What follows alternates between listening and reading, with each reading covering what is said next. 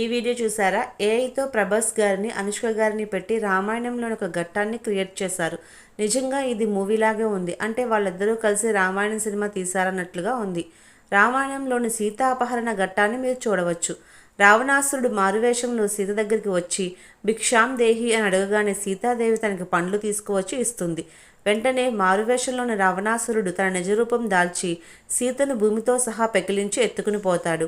మార్గమధ్యలో గ్రద్ద సీతను కాపాడడానికి ప్రయత్నిస్తుంది, కానీ ఫలితం ఉండదు. సీతను రావణాసురుడు లంకకు తీసుకుని వెళ్తాడు. అప్పుడు సీతాదేవి రాముడిని నిరంతరం మనసులో తలుచుకుంటూ ఆయన ధ్యానంలోనే ఉంటుంది. అప్పుడు ఆంజనేయస్వామి రాముడి ద్వారా విషయం తెలుసుకుని సీత దగ్గరికి వస్తాడు. అప్పుడు సీతాదేవి తన అంగుళికమును ఇస్తుంది. దానిని రాముడికి ఇస్తాడు. తర్వాత రావణాసురుడికి రాముడికి పెద్ద యుద్ధం జరుగుతుంది. చివరిగా రావణాసురుని ఓడించి రాముడు సీత ఒకటవుతారు. ఈ ఘట్టాన్ని ఇప్పుడు మనం ఇందులో చూడవచ్చు.